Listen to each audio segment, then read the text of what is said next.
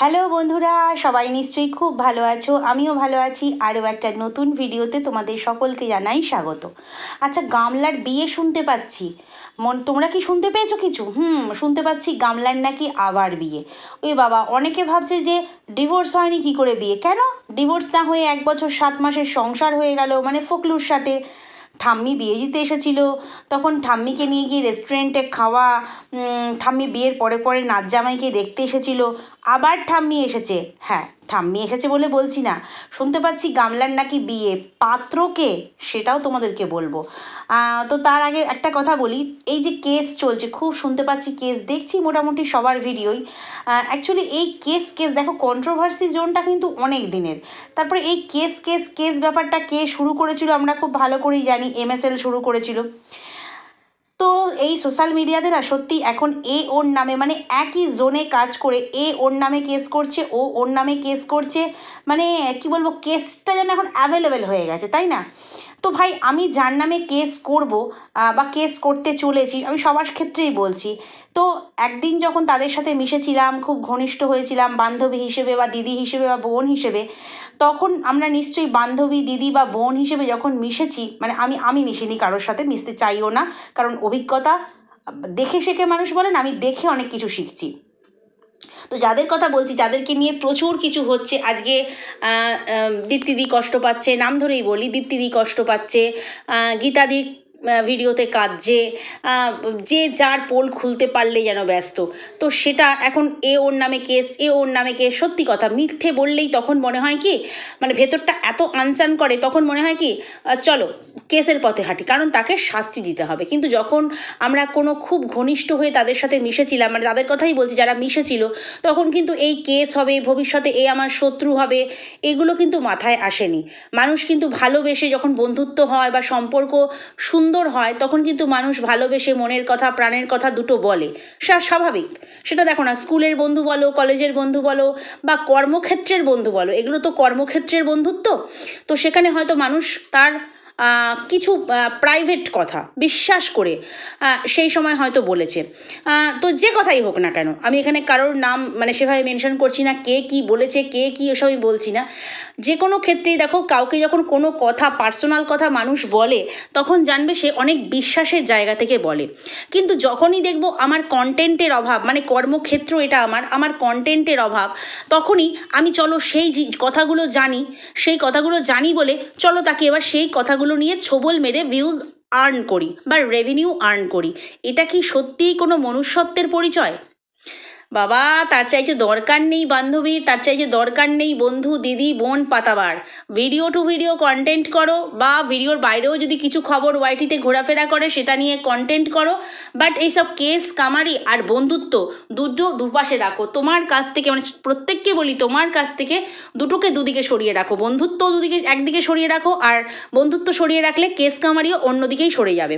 তো সেক্ষেত্রে স্বতন্ত্র থাকো, একদম নিজের মতো করে ভিডিও করো, আর মনের কথা, গোপন কথা কাউকে বলো না। নিজের দুর্বলতা অন্তত কারোর কাছে প্রকাশ করতে নেই। অন্তত মানে কি বলবো, এমনও কথা শোনা যায় যে নিজের দুর্বলতা নিজের খুব কাছের জন, আত্মীয় স্বজনের কাছেও প্রকাশ করতে নেই। তো সেটা নিয়ে পরবর্তীকালে খোঁটা বা খোঁচা শুনতে হয়। তো এটাই হচ্ছে ঘটনা। এই ওয়াইফাই নিয়ে শুনছি, বিরিয়ানি খাওয়া নিয়ে শুনছি, কার সঙ্গে কার চরিত্রের একেবারে চচ্চড়ি হয়ে যাচ্ছে। এটা কি সত্যিই কাম্য? সত্যি কি কিছুদিন আগে এটা ছিল? যখন থেকে এই কেস এর নামে কেস, তার নামে কেস যখন শুরু হলো, অবশ্যই MSL শুরু করেছে, আমরা জানি, সুকে কেস দিয়ে। তো যাই হোক, সেটা অন্য লেভেলের ছিল বলে সেইটা কেস পর্যায়ে গেছে, ঠিক আছে। কিন্তু এই যে ও কার সাথে বিরিয়ানি খেয়েছে, ও কার বাড়ি থেকে ওয়াইফাই নিয়ে আপলোড করেছে, এইসব ছুটছাট জিনিসগুলো যে উঠে আসছে, সত্যি কথা বলতে, যে এগুলো ফাঁস করে মনে করছে আমি একজন হনু, আমি বিশেষ কিছু বলে ফেলছি, বিশেষভাবে তার মানে দর্শকদের কাছে, তার ভালোবাসার দর্শকদের কাছে ছোট করছি, এটা মনে হয় না ছোট করা হয়, বরং এগুলো বলে নিজেকে ছোট করা হয়, নিজের রুচির পরিচয় দেওয়া হয়, এটাই আমার মনে হয়। তো এরা এগুলো যে মানে কি বলবো, নিজেদের মধ্যে খেই, এটা একেবারেই কাম্য নয়। কারণ আমাদের বিষয়বস্তু হচ্ছে ব্লগাররা, আমরা নিজেরা নই। দেখবে বিশেষ করে আমি কাউকে নিয়েই ভিডিও করি না। আমার কন্টেন্ট হচ্ছে গামলা আর গামলার লিগাল হাজবেন্ড ফোকলা। কারণ এই ত্রিকোণ প্রেমের গল্প, এখন যদিও এটা ত্রিকোণ নেই, চতুষ্কোণ পঞ্চকোণ সব রকম হয়ে গেছে, তো সেটাই আমার কন্টেন্ট থাকে। কিন্তু এমন জিনিস দেখছি, বয়স্ক মানুষগুলো আমাদের থেকে, তারা অবশ্যই বড়, তারা যখন ভিডিওতে এসে কাঁদছে, কষ্ট পাচ্ছে, সেগুলো শুনছি না, তখন দু চার কথা না বলে পারছি না যে এগুলো করে লাভটা কী, যে বা যারা শুরু করছে তারা কি পাচ্ছে। হ্যাঁ, হয়তো কন্টেন্টের অভাব বলে কন্টেন্ট পাচ্ছে। আরে ভাই, কন্টেন্টের অভাব হলে বন্ধ দাও না, দিনে 3-4টে ভিডিওর জায়গায় একটা ভিডিওই দাও না, বা একদিন অফ দাও না, শর্ট ভিডিও বা ছোট্ট করে ব্লগ ভিডিও দিয়ে দাও না। কারণ আমাদের ওয়াইটিতে অবশ্যই প্রেজেন্ট থাকতে হয়, এটা আমরা জানি যে অ্যাবসেন্ট ওয়াইটি থেকে হলে পরে আমাদের রিচ ডাউন হয়ে যায়, সেটা আমরা খুব ভালো করে জানি। কিন্তু কোনো না কোনোভাবেই প্রেজেন্ট থাকতে হয়। একটা কমিউনিটি পোস্ট দিয়ে দাও না, দুটো শর্ট ভিডিও দিয়ে দাও না। তাই বলে নিজেদের মধ্যে কামড়ি খেয়েই একেবারে জাস্ট মানে কি বলবো, জঘন্য লাগে, জঘন্য মানসিকতার মানুষ লাগে। অনেক দেখলাম ওয়াইটিতে, অনেক ব্লগারদেরও দেখলাম। সত্যি কথা একটাই, মানে সিম্পল জিস্ট সেটা হচ্ছে সহ ক্রিয়েটার বা প্রতিদ্বন্দ্বী, এখানে সবাইকে প্রতিদ্বন্দ্বী ভাবে। আমি এই খবরটা পেয়েছি, ওর আগে বলবো, আমি এই খবরটা পেয়েছি, এটা বললে আমার আগে ভিউজ হবে, এইটা আমি ওর ব্যাপারটা জানি, চলো এইটা নিয়ে ফাঁস করি, তাহলে লোকে বেশ মজা পাবে দেখবে। এই জিনিসগুলো মানে প্রতিদ্বন্দ্বী ব্যাপারগুলো যখনই চলে আসে না, সেখানে সম্পর্কটা ওপরেই ভালো হয়, ভেতরে ভালো হয় না। দেখবে একজন ফার্স্ট বয় বা সেকেন্ড বয়, তাদের মধ্যে কিন্তু খুব ভালো বন্ধুত্ব, কিন্তু সেটা কিন্তু ওপরে ভেতরে মনে হবে ওর চাইতে আমি এই পেপারটাতে বেশি নাম্বার পাবো, ওর চাইতে আমাকে বেশি পেতে হবে, মানে কম্পিটিশন ভেতরে থাকে। এইখানেও ঠিক তাই দেখছি। অথচ দেখো কন্টেন্ট এক, জোন এক, সবাই সবার মতো করে ভিডিও করুক, তা না করে হচ্ছে ওই খেয়েই ব্যাপারটা খুব বাজে লাগছে, ভীষণ খারাপ পরিস্থিতিতে চলে গেছে। তো এই কেস এখন তো মানে কি বলবো, কেস দেওয়ার জন্য কেউ না কেউ তো বসেই আছে, যে সব ব্যাপারেই কেসের ক্ষেত্রে হেল্প করে। তো কেসটাই কি সুরাহা, এটাই আমার মনে হয়। কেসটা কি সুরাহা? সত্যিই কি কেস করে কিছু সুরাহা হয়? এই যে সু তো কেস পেয়েছে MSL-এর কাছ থেকে। এই MSL-এর যখন যখন MSL-এর এই ননদ বৌদির যখন এই সমস্ত ঝামেলা হলো, তখন কিন্তু সুও ভিডিও করেছে অন্যভাবে, একেবারেই কিন্তু কন্টেন্ট ছাড়েনি, অন্যভাবে করেছে। তো সেটাই বলছি যে কেস দিয়ে যে কারোর মুখটা পুরো বন্ধ করা যায় এটা নয়, বরং দুপক্ষেরই কিছু মানে অর্থ খসে, হ্যাপা হয়, টাইম ওয়েস্ট হয়, এগুলো হয়। তার চাইতে ভাই নিজে এমনভাবে ভিডিও করি যাতে আমি ওই সমস্ত জায়গা থেকে দূরে থাকতে পারবো, এটাই আমার বলার কথা। কিন্তু খুব খারাপ লাগছে, এই ওয়াইটি প্ল্যাটফর্মটা মানে 2-3 বছর আগেও এইরকম ছিল না, এখন এরকম হয়েছে। ভীষণ খারাপ লাগছে, অ্যাজ এ কন্টেন্ট ক্রিয়েটার ভীষণ খারাপ লাগছে, সেই জন্যই বলছি আর কি। তো সেই জন্যই এখনও যারা মনে করো দিদি ভাই, দাদা ভাই, আন্টি, কাকিমা, জেঠিমা বলে সত্যি কথা, মোদ্দা কথা পীড়িত করছো, সেই পীড়িতটা এমনভাবেই করো যাতে ভবিষ্যতে তোমার দুর্বল জায়গাগুলো সে মানে ফাঁস করতে না পারে বা জানতে না পারে। ওপরে পীড়িতই ভালো, কিন্তু ওই যে ওটাই তো সমস্যা না, মানুষের মন তো, কাউকে যখন ভালোবাসে তাকে ভীষণ বিশ্বাস করে অনেক কথা বলে ফেলে, আর বুঝতে পারে না যে এই বিশ্বাসের জায়গাটা কিন্তু ভেঙে খান করে দিয়ে এই দুর্বলতম জায়গাগুলোতেই খোঁচা মারবে, এটাই হচ্ছে কথা। তো যাই হোক, চলে আসি, মানে বলতে বাধ্য হলাম, মনে হয় না এই ব্যাপারগুলো নিয়ে খুব বেশি কচকচানি করা উচিত, আলাদা করে কন্টেন্ট করা উচিত, আমার মনে হয় না। তা মনে হলো এই ভিডিওতে একটু বলা উচিত। অনেক নতুন ক্রিয়েটার তো আছে, মানে কন্ট্রোভার্সি ক্রিয়েটারও অনেক নতুন এসছে, আমাদের পরেও অনেকে নতুন এসেছে। তো তাদের ক্ষেত্রে একটাই কথা বলবো, যে যার সাথেই বন্ধুত্ব করো, অন্তত এই ওয়াইটি প্ল্যাটফর্মে যার সাথেই বন্ধুত্ব করো, নিজের মনের কথা, প্রাণের কথা, দুর্বল কথা সেগুলো বলো না, তাহলে কিন্তু সমস্যায় তুমিও পড়বে, এটুকুই আমার সাবধান বাণী। তো যাই হোক, এবারে আসি হচ্ছে গামলার কথায়। ও আমার কন্টেন্ট, সত্যি কথা, গামলা কি খুশি না ওর ঠাম্মি এসছে? হ্যাঁ, আচ্ছা, ওর ঠাম্মির ব্যাপার নিয়েও কিন্তু ভিডিও করব, সেটা পরের ভিডিওতে বলবো। তার আগে বলি, এই গামলা তুই সব চেঞ্জ করছিস কেন, মানে চেঞ্জ করবার পরিকল্পনা হয়েছে কেন তোর? মানে ওর ইমেল আইডি বলো, তারপরে তোমার এই তোমার চ্যানেলের পাসওয়ার্ড, হোয়াটসঅ্যাপ, মানে যাবতীয় যা আমাদের সমস্ত প্রোফাইল আইডি ফাইডি থাকে, সেগুলো ওর শুভাকাঙ্ক্ষী দর্শক বলবো, কি বলবো, শুভাকাঙ্ক্ষী দর্শক ওকে বলছে চেঞ্জ করতে। অ্যাকচুয়ালি এই যে ফোকলা কিন্তু পুরোপুরি কদিন ধরে চুপচাপ হয়ে গেছে, যতটুকু আমরা জানতে পেরেছি ও নাকি বাড়ির চাপে পড়ে চুপচাপ হয়ে গেছে। বাড়িতে সবাই নাকি ওই সমস্ত লাইভ ভিডিও করার পর বাড়ির সবাই, মানে বাড়ির বাবা মা বা আরও যারা রয়েছে সবাই নাকি ওকে বলেছে তুই এইভাবে ভিডিও করছিস তাতে তোর সমস্যা হবে, তোকেও জেল খাটতে হবে। একটা রেকর্ডিংয়ে শুনেছিলাম যে ও নাকি সবটা জেনেই জেল খাটাবে বাবাকে মাকে, মানে গামলার বাবাকে মাকে পুরো পরিবারকে জেল খাটাবে বলেই নাকি একদম মানে মনস্থির, একদম ডিটারমাইন্ড ছিল যে ও নাকি জেল খাটাবে। তো হঠাৎ করে এই সমস্ত দেওয়ার পর লাইভ টাইভ হ্যানা ত্যানা প্রমাণ ফটো মটো দেওয়ার পর হঠাৎ করে শুধুমাত্র বাবা মামা পরিবারের কথায় ও চুপ হয়ে গেল, সেটা কিন্তু একেবারেই নয়। তোমরা ভাবছো হ্যাঁ ও নিজের সেফটির জন্য চুপ হয়ে গেছে, না। যখন ও প্রকাশ করেছে, যখন রেকর্ডিংগুলো দিয়েছে, কোনো সময় ওর রেকর্ডিংগুলো বা ভয়েস রেকর্ড বা লাইভগুলো করেছিল, কোনো সময় ওকে দেখে মনে হয়নি ও ড্রাঙ্ক অবস্থায় করেছে। ও সুস্থ অবস্থায় সুস্থ মস্তিষ্কে সব কিছু কিন্তু জানিয়েছে। হ্যাঁ, তারপরে কেন প্রাইভেট করে দিয়েছে, একটাই মানে কারণ দেখিয়েছে যে আমি নোংরা ঘাটতে চাই না। ও অ্যাকচুয়ালি এই নোংরাকে নিয়ে ওয়াইটিতে ঘাটতে চায় না। শোনা যাচ্ছে ও কিন্তু ভেতরে ভেতরে গামলার বিরুদ্ধে অনেক স্টেপ নিচ্ছে, গামলার বিরুদ্ধে অনেক স্টেপ নিচ্ছে, যে করেই হোক গামলার পুরো পরিবারকে নাকি ও হচ্ছে গারদে ঢোকাবে আর কি, এরম একটা ব্যাপার। তো কি স্টেপ নিচ্ছে না নিচ্ছে সেটা জানি না, অনেক প্রমাণ, অনেক মানে কি বলবো, ওই হানিচক্র যাকে বলে, এই সমস্তের প্রমাণও নাকি ওর কাছে রয়েছে উইথ ভিডিও আর কি, ভিডিও প্রুফ আছে। তো সেক্ষেত্রে সেইগুলো নিয়ে নাকি ও হচ্ছে কি ওই তোমার গারদে ঢোকাবার ব্যবস্থা করতে পারবে। তাতে ওর যদি কয়েক বছরের জেল হয় বা কিছু হয়, মানে ও যেহেতু সারেন্ডার করছে বা অন্য রকমভাবে কেস সাজা, উকিলরা তো সব পারে, কথায় আছে আইন যেমন আছে আইনের ফাঁকও আছে। তো সেক্ষেত্রে ও এই চেষ্টাগুলো করছে। আর সেই জন্যই ওর একজন শুভাকাঙ্ক্ষী দর্শক বলছে যে তুমি ইমিডিয়েট ওই তোমার সমস্ত যে পাসওয়ার্ড হ্যানা ত্যানা যা যা রয়েছে তুমি ইমিডিয়েট চেঞ্জ করো। ওই যে কথায় আছে না, যার বিয়ে তার হুঁশ নেই, পাড়াপড়শির ঘুম নেই, এই দুদিন আগেই টাইটেলে দিয়েছিল গামলা। তো সেক্ষেত্রে ওই দর্শকরা ওকে এবারে ঢাকার চেষ্টা করছে, ওর শুভাকাঙ্ক্ষী দর্শক ওর কি বলবো ভীষণ ভালো চায়, মানে ভালো চাইতে চাইতে এতটা ভালো করে দিয়েছে যে মানে কি বলবো আর বলার কথা নয়।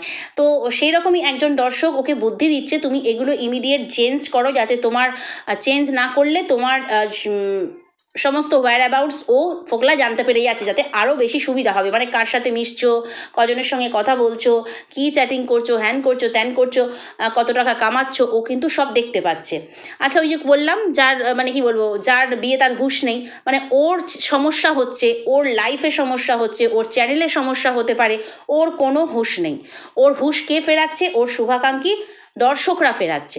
তো সেক্ষেত্রে ফোকলা, যেটা শোনা যাচ্ছে ভেতরে ভেতরে কিছু স্টেপ নিচ্ছে, এবং এটা জানা গেল যে গামলার বাবাও ঠিক এই কারণে নিজের পিঠ বাঁচাবার জন্য ঠিক যেই রকম মানে সই করিয়ে নিয়েছিল মেয়েকে দিয়ে, বা একটা সাদা কাগজে না কোর্ট পেপারে শুনেছিলাম, ঠিক মনে পড়ছে না এই মুহূর্তে, রেকর্ডিংটা তো এখন এই মুহূর্তে শুনে ভিডিও করতে বসিনি, তো শুনেছিলাম যে আমি এই বিয়েতে নেই, আমি কোনোভাবেই বিয়েতে আমার মত নেই, এরকম একটা লিখিত পড়িত কিন্তু ওর বাবা দিয়েছিল, যেখানে কিনা সই সাবুত হয়েছিল।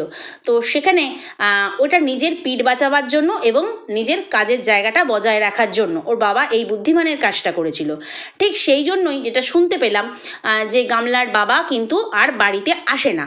তার কারণ হচ্ছে আগে ফ্ল্যাটে যেত, থাকতো, মেয়ের জন্য বাজার করে আনতো, মা মানে বাপ বেটিতে থাকতো। তারপরে যখন থেকে ফোকলার সঙ্গে সমস্যা শুরু হলো, ফোকলা স্টেপ নেবো, হ্যান নেবো, ত্যান নেবো করতে শুরু করলো, তো তখন থেকে কিন্তু ওর বাবা আর আসে না, ব্যারাকে থাকলেও কিন্তু এই বাড়িতে আসতো না, মানে ফ্ল্যাটে আসতো না। এবং দ্বিতীয় কথা হচ্ছে বাড়িতেও আসে না, মানে 3-4 মাসে হয়তো উনি 2বার এসছেন। একদিন এসেই উনি আবার ডাক পড়ে গেল চলে গেলেন, আর একদিন মানে এসে এক রাত্রি ছিলেন, তো উনি আসেন না। তো সেক্ষেত্রে এটা শোনা যাচ্ছে উনি নিজের পিঠ বাঁচাবার জন্য, কাজের জায়গা বজায় রাখার জন্য, মানে সব দোষ মেয়ে বউ ছেলের ঘাড়ে চাপাবার জন্য, উনি নিজে সেফ থাকার জন্য উনি কিন্তু ওই বাড়িতে আসা বন্ধ করে দিয়েছেন। হ্যাঁ অবশ্যই একটা তো মেয়ের দুষ্কর্ম আছে, যেটা তোমাদের কালকে ভিডিওতে বলেছিলাম, গতকালের ভিডিওতে, মেয়ের দুষ্কর্ম, মায়ের প্রশ্রয় মেয়েকে, এইগুলো নিয়ে তো একটা বাকবিতণ্ডা, নিজেদের মধ্যে একটা অশান্তি, চাপা অশান্তি সেটা তো আছেই। তো এমনিও শুনছি যে গামলার বাপের বাড়ির পরিবারে কয়েকদিন আগেই অশান্তি হয়েছে, ঝামেলা হয়েছে, তো সেটা নিয়ে আমি ভিডিওতে বলেছিলাম, তো সেটা নিয়ে ভিডিওতে কালকে কিন্তু গামলা বলে দিল যে এই তো আমাদের বাড়িতে সকাল হলেই অশান্তি শুরু হয়, এইরকম আমাদের বাড়িতে চলতেই থাকে। মানে ও যে আমার ভিডিও দেখে সেটা আমি বারে বারে প্রমাণ পেয়েছি। তো যাই হোক, এরকম ঝামেলা অশান্তি হয়েছে শুনতে পাচ্ছি। তো সেই সমস্ত নিয়েই কিন্তু বাবা সেফ গেম খেলছে যাকে বলে। সেই জন্যই কিন্তু বাবা কোনো কিছুতে যদি জড়িয়ে ফেলে, ফোকলা যদি কোনো আইনি স্টেপ নেয় বা যাই হোক করে, তো সেক্ষেত্রে বাবা হাত তুলে দেবে যে আমি এর বিয়েতেও ছিলাম না, তারপরে যখন এরা সংসার ধর্ম করেছে আমি সেখানেও ছিলাম না, বা আমি এইসব কারণে বাড়ি থেকে দূরে আছি, এইসব অশান্তি আমি চাই না, আমি পুরো একদম নির্ভেজাল নিপাট একটি ভদ্রলোক। এইটি প্রমাণ করার জন্য কিন্তু বাড়িতে আসা উনি কমিয়ে দিয়েছেন বা বন্ধ করে দিয়েছেন বলা যায়। এবারে আসি হচ্ছে গামলার বিয়ে। ও সত্যি কত বিয়ে করবে তাই না, কত বিয়ে করবে, মানে ভাবতেও অবাক লাগে। আচ্ছা, শাখা পলা কাকে একটা গিফট করবে বলছিল না, মানে ওই যে বিয়ে বাড়িতে যাবে, তো সেখানে কিছু বাক্স বাক্স শাখা পলা নিয়েছে। অ্যাকচুয়ালি শাখা পলাটা নিয়েছে কেন, ও কিছু বেশ শাখা পলা তুলেছিল ওর জুয়েলারি বিজনেসের জন্য। তো বিজনেস তো একেবারে মানে কি বলবো মাঠে মারা হয়ে গেল, বেশ সুন্দর রানিং চলছিল।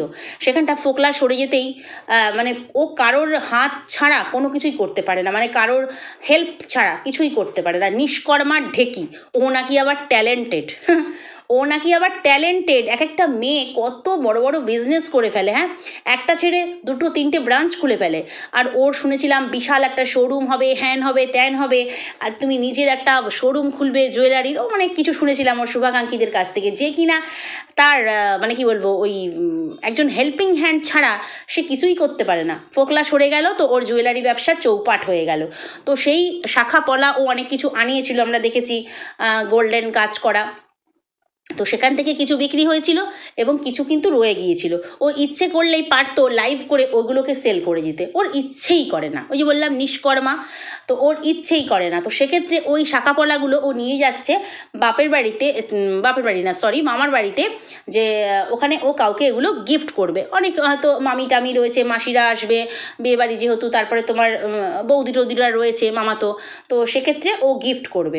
তো মানে বিক্রি হলো না, চলো তাহলে গিফট করে দিই, কারণ আমার হাতে শাখা পলা তো বেশি দিন লাস্টিং করে না।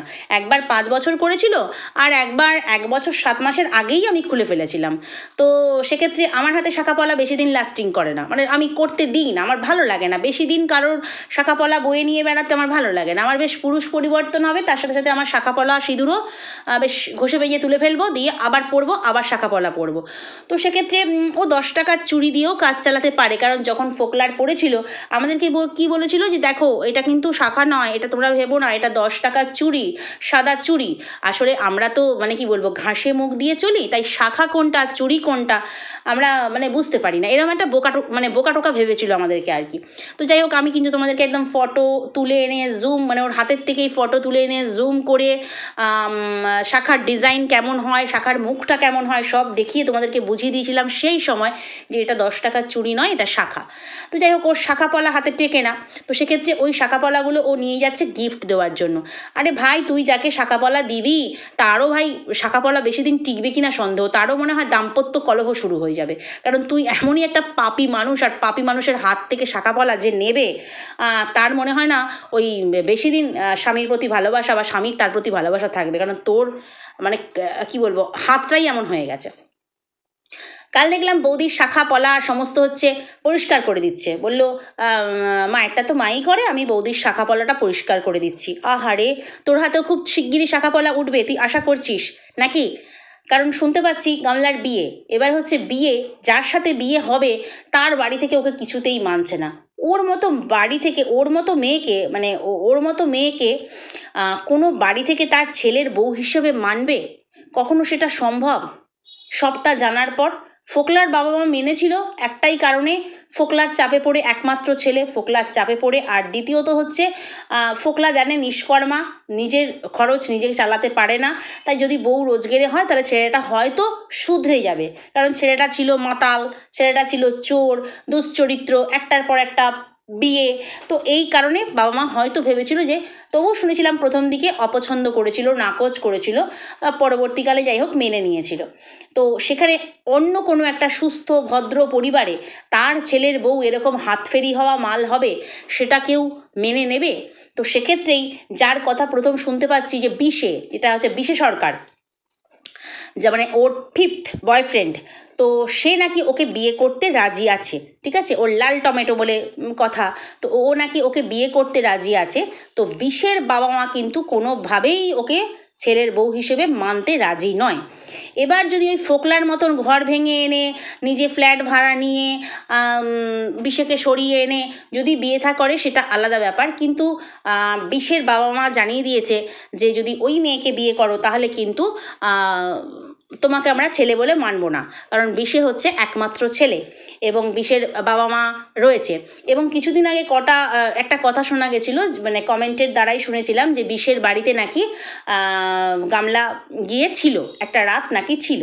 তো সেক্ষেত্রে অনেকেই প্রশ্ন করেছিল বিশের বাড়িতে কি কেউ নেই, বিশের বাড়িতে বাবা আছে, মা আছে, এবং সেই সময় তারা কোনো ট্যুর বা মানে ঘুরতে যাওয়া বা কোনো রিলেটিভের বাড়িতে ছিল, সেই সময় তারা বাড়িতে প্রেজেন্ট ছিল না, সেই কারণেই কিন্তু গামলা বিশের বাড়িতে গিয়েছিল এবং সারা রাত ওখানে যা করার করেছে আর কি, লাল জল বাদ বাকি যা যা করার করেছে। তো সেক্ষেত্রে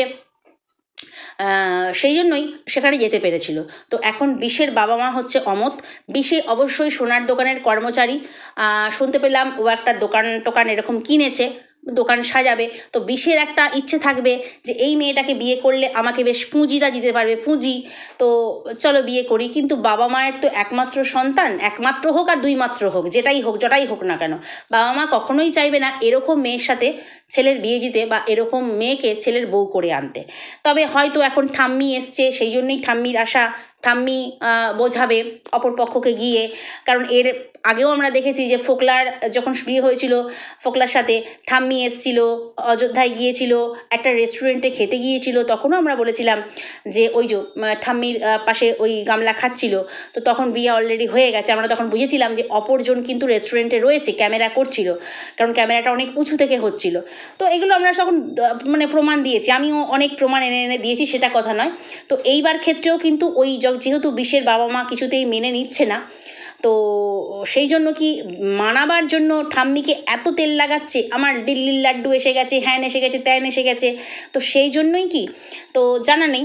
তবে গামলা ওই যেমন ডিভোর্স না হতেই ফোকলুকে বিয়ে করেছে, তো এরকমই একটা গামলার ইচ্ছে আছে যে ডিভোর্স না হতেই, ডিভোর্স তো শুনছি খুব শিগগিরই হবে, তো যাই হোক, সোনা না দিলে হবে না, তো ডিভোর্স না হতেই বিশেকে বিয়ে করে বিশের বাড়িতে উঠবে। বিশের ইচ্ছে আছে, কারণ হচ্ছে কলেজের সময় নাকি পড়েছে, আমার তো মনে হয় না, কারণ গামলা কোন কলেজে পড়েছে আমার জানা নেই। আদৌ কি ও কলেজের সার্টিফিকেট বা পড়াশোনার কোনো ডকুমেন্টস ও দেখাতে পারবে না। ও বিয়ে মানে কি বলবো, বিয়ে হওয়ার পর ও কলেজ পাশ করেছে এমনও আমরা শুনিনি বা দেখিনি।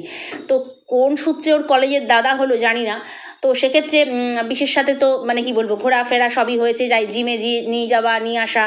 তো বিশেরও খুব ইচ্ছে, ওরও খুব ইচ্ছে, কিন্তু বিশের বাড়ি থেকে নাকচ। আর মানে এই গামলার বাড়ি থেকে, ও মাগো, যে পারো নিয়ে যাও, যে পারো আমার মেয়েকে বিয়ে করো, আমাদের শুধু মান্থলি পয়সাটা দিয়ে দিলেই হবে, এরকম একটা ব্যাপার। তো এই হচ্ছে বিয়ে সংক্রান্ত ব্যাপার, যতটুকু শোনা গেছে। আর বিশে এখন একটা দোকান নিয়েছে, এখন দোকান সাজাতে গেলেও পুঁজির প্রয়োজন। তো প্রেমিকার কাছ থেকে আর কত চাইতে পারে, বিয়েটা করলে একটা জোর থাকে, যেমন ফোকলা বলেছিল যে আমি হাজব্যান্ড, আমার কি অধিকার নেই ওর টাকার ওপরে, আমি কি ওর টাকার হিসাব রাখতে পারি না, ওই হাজব্যান্ডগিরি ফলাবার জন্য আর কি। তো যাই হোক, এত কিছু করছে, ওর দিল্লির লাড্ডু এসে গেছে, এত আনন্দ করছে, এত কিছু করছে, কিন্তু বাচ্চাটার জন্য একটাবার মনটা খারাপ, সেটা আমরা দেখছি না। আর কিছু না করতে পারুক, কেন আইনের বাধা আছে না, বলে আইনের বাধা, কিন্তু যে মনটা খারাপ, তার মুখে চোখে যে মন খারাপের একটা কি বলবো ছায়া, সেটা কিন্তু আমরা দেখতে পাচ্ছি না, বরং খুশিতে ডগমগ, অনেক কিছু নিয়ে খুশি, এই বিয়ের ব্যাপার নিয়ে খুশি, ঠাম্মি এসছে খুশি, ডিভোর্স খুব তাড়াতাড়ি হতে চলেছে, সেই সব নিয়ে এখন খুশিতে ও ভাসছে। তো এই সমস্ত কিছু চেঞ্জ করতে বললো কেন, এই হোয়াটসঅ্যাপ হ্যানা ত্যানা এগুলো কেন চেঞ্জ করতে হচ্ছে, সেটার দিক থেকেও ফোকলার দিক থেকে ভয় আছে।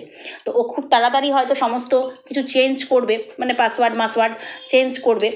তো সেক্ষেত্রে এই সব করে কি ফোকলার হাত থেকে বাঁচতে পারবে না। যদি ফোকলার স্টেপ নেওয়ার থাকে, যদি থাকে, ফোকলা কী করবে আমিও জানি না, যদি থাকে তাহলে কিন্তু ফোকলার কাছে যা প্রুফ আছে সেটা নিয়েই যথেষ্ট, শুধুমাত্র এই পাসওয়ার্ড চেঞ্জ করলেই ও ছাড় পাবে সেটা নয়। তো চলো বন্ধুরা, ভিডিওটা এখানেই শেষ করছি, নেক্সট ভিডিওতে আবারও কথা বলবো। যদি কোথাও ভালো লাগে লাইক কমেন্ট শেয়ার সাবস্ক্রাইব করে সঙ্গে থেকো। টাটা।